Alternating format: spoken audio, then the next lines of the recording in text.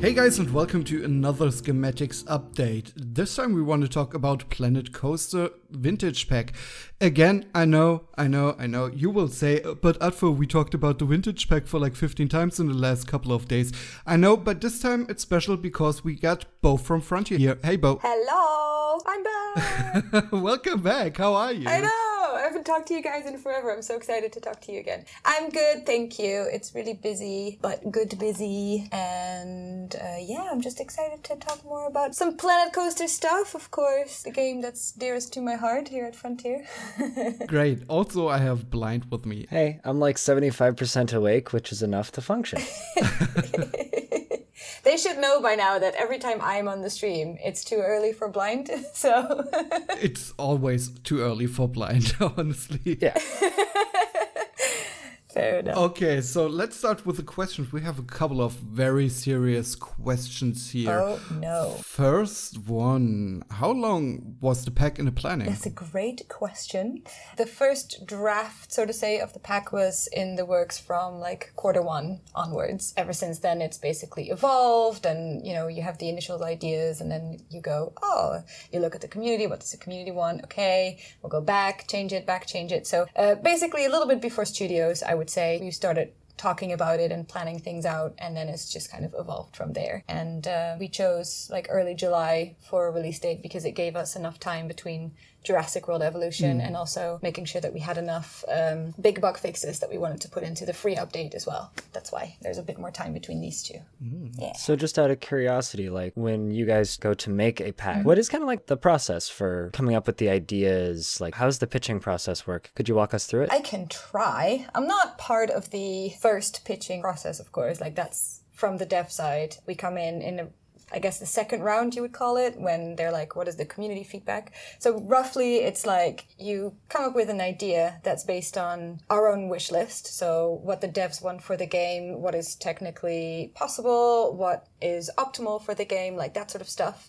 And also, like, obviously, the dream list of, like, Sam Denny and Rob Chisholm, like, I want this coaster, or Johnny Watts, like, I want the mouse hunt in there because of, you know, the connotation with Blackpool, that sort of stuff. So that then is our little wish list. Then we come into play and they're like, okay, what's going on with the community? What is their wish list? What are like things that are often talked about? Now, of course, I'm well aware that there is a great big need for people. They want like expansion packs and all sorts of stuff. So we can't obviously use that, but you have to look at the little, like what works for the pack and what does the community want. So that's the second thing that we look at. Then we kind of pick favorites on both sides, package them together, pitch it to the executives, pitch it to other people, stakeholders, all that sort of stuff.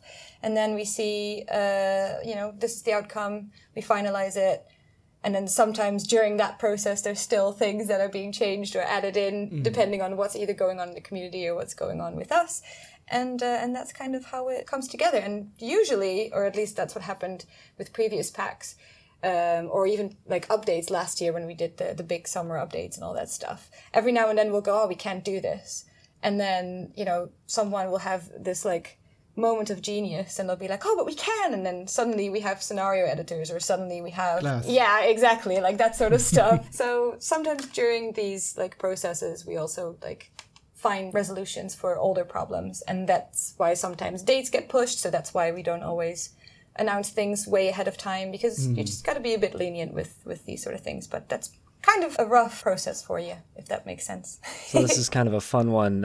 What's your favorite ride of this pack and why? Ooh.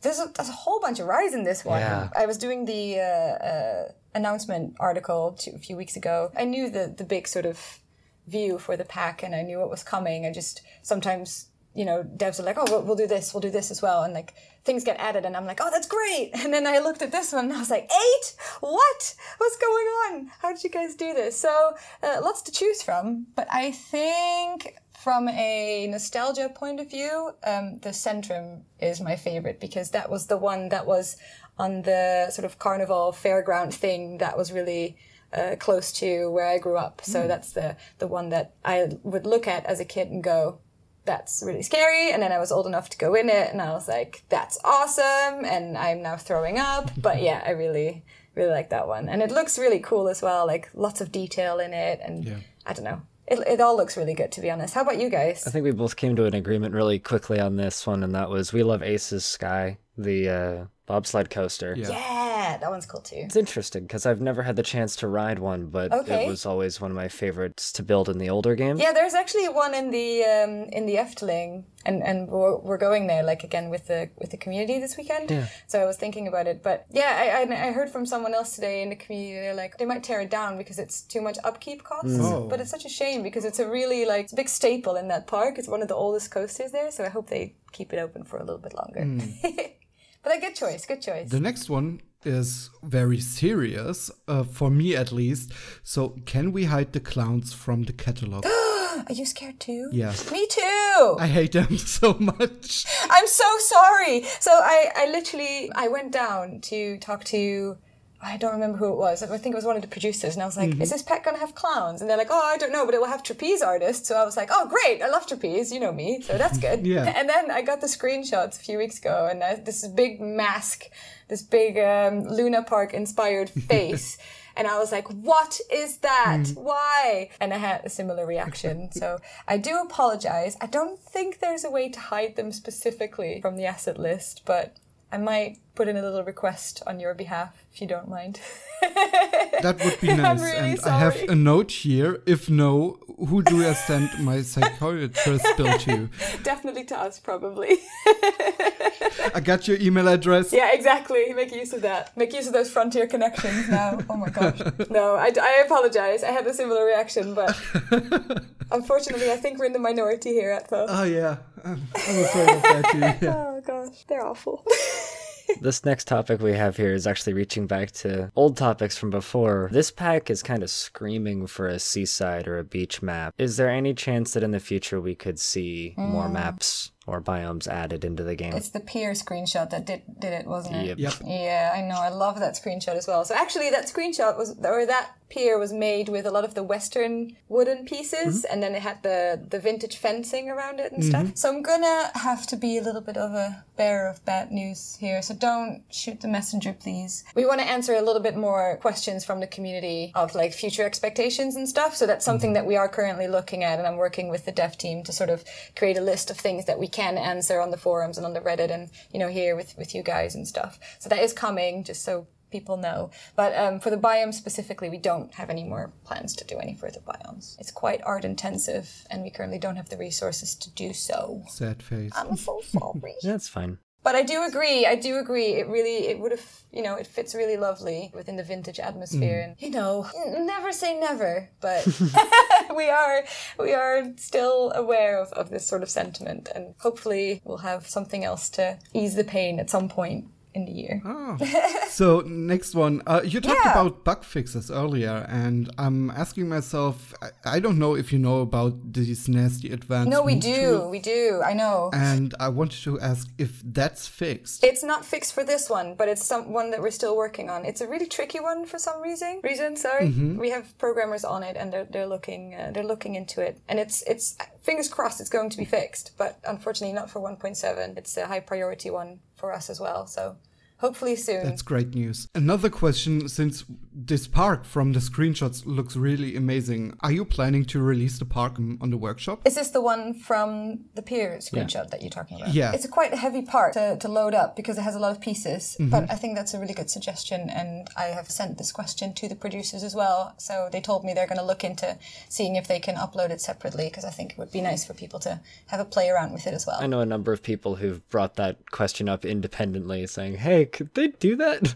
Oh, have they? So awesome. Yeah, and it just made it look so good, and I got some messages about like, how did they make this? And so I had to actually like go and be like, hey guys, like the art people. Turned out it was like a whole bunch of wooden pieces from the Western set, and then a lot of the vintagey fencing stuff that they use, and the roofing as well. But yeah, it's definitely one that we're as a team quite proud of as well. It just made it look so good. If that's gonna happen, then obviously we will send it around, and you guys will know. So yeah. So this is a very open-ended question. Oh, What's no. next?